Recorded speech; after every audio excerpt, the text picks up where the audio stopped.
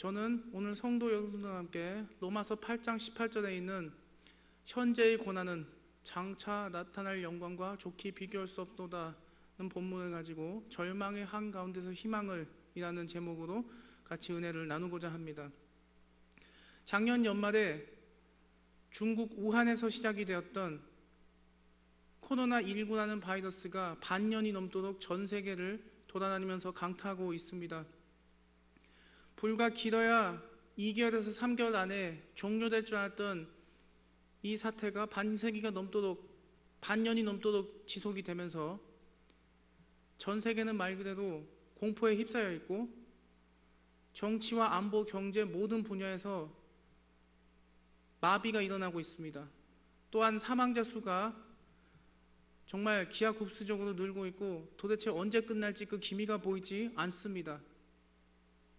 그렇지만 그러한 가운데서도 오늘 본문의 말씀을 통하여 하나님께서 우리에게 주시는 그 은혜를 같이 살펴보고자 합니다. 로마서는 사도 바울이 저술한 바울 서신 중 하나로 흔히 사랑장으로 불립니다. 이 로마서는 더디오가 사도 바울을 대신하여 저술한 내용으로 로마에 있는 로마 교회의 유대인들, 즉 그 중에서도 디아스포라 유대인들을 통하여 그들이 세운 교회 그리고 그 교회를 섬기고 있는 유대인 성도들에게 전하고 있는 말씀입니다. 오늘 이 본문을 통해서 같이 은혜를 이제부터 나눠보도록 하겠습니다. 이 당시 로마 교회는 디아스포라 유대인들에 의해 세워진 유대인 중심의 교회였습니다. AD 49년 로마 황제 글라우디오에 의한 로마 유대인 추방령과 그의 죽음으로 인해 추방령이 해제된 이후 로마 교회의 사정이 완전히 달라지게 되었습니다. 이 교회를 섬겼던 중심들이 로마인들에서 차츰 디아스포라 유대인들로 바뀌게 되었던 것이죠. 그런데 문제가 있었습니다. 이 디아스포라 유대인들의 경우에는 그들의 조상들의 관습을 따라서 율법을 지켜야만 구원을 받는다는 율법주의가 강력하게 그들의 정신세계와 신앙생활을 지배하고 있었고, 로마인들의 경우에는 혹은 이방인 그리스도인들에 의해서는 이미 구원을 받았으니 내가 원한 대로 아무렇게나 엉망진창으로 살아도 상관이 없다라는 잘못된 방종주의도 흐르고 있었습니다.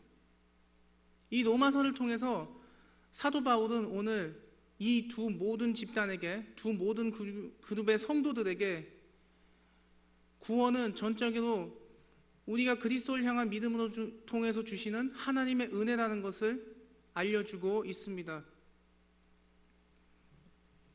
또한 오직 하나님께만 우리의 희망과 믿음을 두어야 한다라고 이야기를 하고 있습니다. 지금 반세기가 넘도록 코로나19 바이러스라고 하는 이 돌림병이 전 세계를 강타하고 있습니다. 전 세계적으로 확진자가 1,000만 명이 넘었고 미국과 중남미 국가에서 대부분의 사상자가 나오고 있습니다. 이미 미국의 경우 사망자가 3만 명이 넘었다고 연일 보도가 되어 오고 있습니다. 우리나라의 경우에는 사망자에 대한 보고는 거의 들려오고 있지 않습니다. 그러나 여전히 뉴스에서 하루 확진자가 수십 명이 넘도록 발생하고 있습니다. 더욱더 안타까운 사실은 그 확진자들이 교회를 통한 확진자들의 발생이 계속 뉴스에서 이렇게 보고가 되고 있다는 사실입니다. 참으로 안타까운 일이 아닐 수가 없습니다. 또한 질병본부의 발표에 따르면 코로나 바이러스가 그 유형이 바뀌었다고 말하고 있습니다. 4월부터 국내에서 유행하던 방식이 유럽과 북미와 중남미 국가에서 유행하고 있는 가장 강력한 형태인 GH 형태의 바이러스 형태가 국내에도 유행이 돌기 시작했다고 하는 것입니다.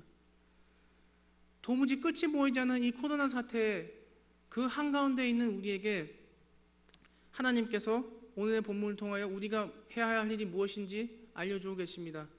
첫 번째, 우리의 모든 것을 하나님께 의탁하고 기도해야 한다고 말씀하고 있습니다. 즉 그리스도인은 기도의 사람입니다. 우리가 하나님을 만날 수 있는 방법이 하나가 말씀을 통한 것이고 두 번째가 바로 기도입니다. 지금 우리나라와 전 세계에 있는 의료진들과 공무원들이 그리고 각 제약회사들이 코로나 환자를 치료하고 살리기 위해서 또 백신과 치료제를 개발하기 위해서 불철주야 노력을 기울이고 있는 모습을 우리가 보고 있습니다. 그러나 우리가 알아야 합니다. 우리의 힘과 우리의 지혜만으로는 이 코로나 사태를 절대로 물리쳐낼 수가 없습니다. 오로지 하나님께서 해당 의료진들과 공무원들 그리고 백신과 치료제를 개발하기 위해 연구 중에 있는 제약회사 연구진들에게 주셨을 때만이 가능한 것입니다. 요한복음 11장 4절에 이런 말씀이 나옵니다. 예수께서 들으시고 이르시되 이 병은 죽을 병이 아니라 하나님의 영광을 위함이요 하나님의 아들이 이로 말미암아 영광을 받게 하려 함이라 하고 말씀합니다. 죽을 병에 걸렸고 결국 사망했던 나사로를 예수님께서는 다시 살리셨습니다. 이미 싸순한 시신이 되어 온몸이 배로 염습되었고 동굴 무덤에 안장까지 되었던 죽었던 나사로를 주님께서 다시 살리신 것을 이 본문에서 확인할 수가 있습니다. 참으로 안타까운 것은 아직까지 이 코로나19 사태 때문에 사망하고 있는 사망자에 대한 소식이 끊이지 않고 들리고 있다는 사실입니다. 문제가 이 코로나19 바이러스에 걸리지 않았고 그래서 여전히 건강하게 생활하고 있는 우리들을 공포로 몰아넣고 또한 그러한 우리들을 낙담하게 해서 우리의 일상생활과 신앙생활 그리고 전반적인 모든 것을 무너뜨리고 있다는 사실입니다. 그러나 우리는 알아야 합니다. 이 코로나 바이러스가 결코 영원히 가지는 않습니다. 언젠가는 반드시 물러납니다. 그러나 언제 끝나고 언제 물러날지를 우리가 알 수 없기 때문에 우리가 하나님을 붙잡고 반드시 기도를 해야 한다는 사실입니다. 하나님께서 원하시는 것은 이런 상황일 때 우리가 하나님만 의지하고 하나님께 의탁하고 하나님께 우리의 모든 것을 내어 맡기고 기도하는 것입니다. 지금까지 기도에 소홀했다면 이제부터라도 하나님께 우리의 모든 걱정과 근심 염려를 주님께 맡기고 다시금 회복하게 해달라고 기도를 해야 합니다. 지금이 바로 그때입니다. 하나님께서 이 코로나19 바이러스라는 역병을 물리쳐달라고 그리고 하나님께서 우리에게 다시금 하나님을 통하여 이 고난이 소중한 추억이 되게 해달라고 정말 오늘 본문의 말씀대로 영광을 보게 해달라고 우리는 끊임없이 기도해야 합니다. 그렇게 기도하는 성도님 되시기를 예수님의 이름으로 기원합니다. 두 번째, 하나님께서 이 코로나 바이러스를 물리쳐 주심과 동시에 무너진 우리의 삶과 신앙을 다시금 회복시켜 달라고 우리가 기도를 해야 합니다. 이 코로나 바이러스가 완전히 종료돼야 합니다. 그리고 더 이상의 사망자나 확진자가 나오지 않아야 합니다. 이것은 비단 우리나라뿐만이 아니고 다른 전 세계 모든 국가에서도 마찬가지입니다. 코로나 바이러스 19로 인해서 온라인 예배를 드린 지 벌써 반세기가 넘었습니다. 우리 사랑하는 명문교회의 경우에는 온라인 예배와 현장 예배를 동시에 드렸습니다. 하지만 주변에 있는 교회들만 보더라도 온라인 예배로 완전히 전환해 드린 교회들이 수도 없이 많았습니다. 금년 초에 교회에서 확진자가 있다가 나왔다는 뉴스 때문에 그렇게 되었던 것입니다. 이 코로나 바이러스로 인해서 이 사회적 거리두기 그리고 완전한 온라인 예배 전환과 행정 집행으로 인해서 교회가 숫자적인 피해뿐만 아니라 영적인 데미지를 같이 입었습니다.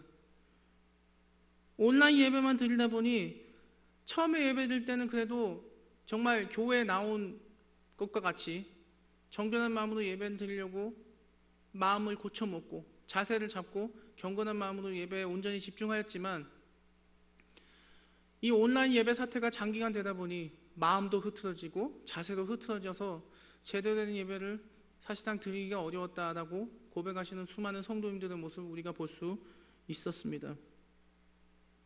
문제는 그러한 데미지가 완전히 코로나 사태가 종료되고 난 후에도 회복되지 않을 것이다 혹은 회복되기 쉽지 않다라는 절망적인 전망이 우리 자신의 일상생활과 신앙생활, 우리의 영혼 그리고 이 한국교회의 절망으로 다가오고 있다는 데 문제가 있습니다. 그렇게 우리를 억누르고 있다는 데 문제가 있습니다. 그러한 절망이 영원히 우리의 삶과 신앙 그리고 한국교회를 사로잡지 못하도록 해야 합니다. 그래서 우리가 하나님께서 다시금 우리의 무너진 삶과 신앙 그리고 교회를 회복시켜달라고, 교회의 신앙을 회복시켜달라고, 예배를 온전히 회복시켜달라고 기도해야 하는 것입니다. 아모스 9장 11절에 이렇게 말씀합니다. 그날에 내가 다윗의 무너진 장막을 일으키고 그것들의 틈을 막으며 그 허물어진 것을 일으켜서 옛적과 같이 세우고. 우리의 삶과 신앙생활 그리고 우리의 교회를 다시 세우시고 회복시킬 수 있는 분은 오직 하나님뿐이십니다. 하나님을 통해서만 그 모든 것이 가능합니다. 그러기 위해서 우리가 기도도 다시 말씀으로 무장을 하지 않으면 절대로 안 됩니다. 우리가 현재 겪고 있는 고난이 장차 하나님께서 다시 우리에게 보여주실 영광을 압도하게 둬서는 우리가 바라는 오늘 본문의 말씀 같은 영광은 절대 코로나 사태가 종료된 후에도 일어나지 않을 것이 하는 말도 안 되는 절망을, 부정을 하나님께서 물리치려고 우리가 그래서 기도하고 말씀을 붙잡아야 되는 것입니다. 저도 성도 여러분도 하나님께서 다시금 이 코로나 사태가 완전 종료된 뒤에 우리의 삶과 신앙 그리고 교회를 다시 세워주시고 회복시켜 주시기를 쉬지 않고 기도하는 저와 여러분이 되기를 진심으로 바랍니다. 세 번째, 하나님께서 우리에게 다시금 주님이 주시는 영광을 보게 해달라고 기도해야 됩니다. 우리 속담에 이런 속담이 있죠. 비가 온 뒤에 땅이 더 굳어진다. 이 말은 무슨 말입니까? 흙으로 된 바닥이 비를 먹고 난 다음에 마르고 나면 더 단단해져서 사고가 날 위험이 줄어들고 더 안전하게 지탱돼서 우리의 삶을 지탱할 수 있다는 그런 뜻을 가지고 있는 것이죠. 학계 2장 9절에 이렇게 말씀합니다. 성전의 나중 영광이 이전 영광보다 크리라. 만군의 여호와의 말이니라. 내가 이곳에 평강을 주리라. 만군의 여호와의 말이니라 라고 말씀합니다. 그러기 위해서 주님께서 우리에게 주님이 주시는 영광을 다시금 우리 눈으로 보게 해달라고, 우리 귀로 듣게 해달라고, 우리의 입술로 고백하게 해달라고 반드시 기도해야 하는 것입니다. 또 우리말에 전화위복이란 말이 있습니다. 화가 변하여 복으로 바뀐다는 것이죠.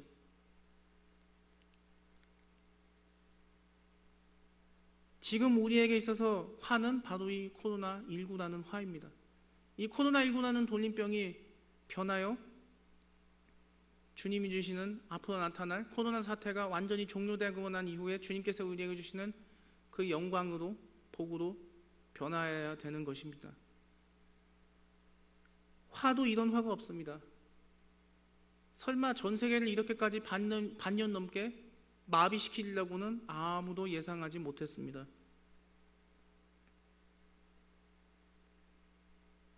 그렇지만 이 코로나19라는 화가 종료된 이후 이 화가 변하여 복이 되는 은혜가 오늘 말씀대로 우리에게 임해야 하는 것입니다.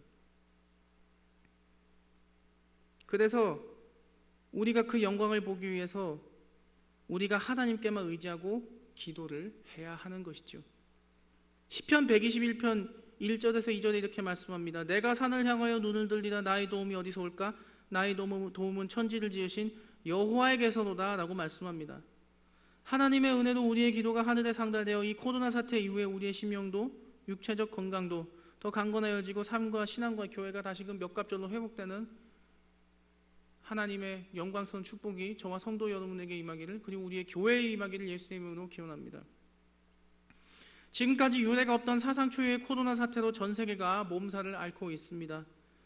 경제와 안보 이 외에도 우리의 일상생활과 신앙생활 그리고 교회까지 이 코로나가 심각한 타격을 주고 있습니다. 심지어는 하나님의 교회를 무너뜨리려고까지 보이지 않게 하고 있는 것을 우리는 겪고 있습니다. 그렇지만 그러한 위협에도 불구하고 우리가 굴복할 수 없습니다. 우리가 굴복할 수 없는 이유는 하나님이 이 코로나 사태를 종료시켜 주시고 이후에 다시금 장차 나타날 영광과 좋게 비교할 수 없다는 주님의 위로의 말씀 같은 큰 영광을 보여주실 것을 우리가 기대하기 때문입니다. 오늘 우리는 이 코로나 사태를 하나님께서 반드시 종료시켜 주시고 이전보다 갑절의 영광을 주실 줄을 우리는 믿습니다. 믿음의 사람 욥이 고난을 당하고 하는 이후에 하나님께서 몇갑절의 복을 베풀어 주신 것처럼 하나님께서 우리에게 전화위복의 은혜를 주실 줄 믿습니다. 이와 같이 우리의 삶과 신앙 그리고 우리의 교회에 하나님께서 몇갑절의 영광을 베풀어 주시고 이 사태가 완전히 종료되는 이후에 웃을 수 있는 은혜를 저와 성도 여러분에게 하나님께서 가득가득 넘치도록 부어주시기를 예수님의 이름으로 기원합니다.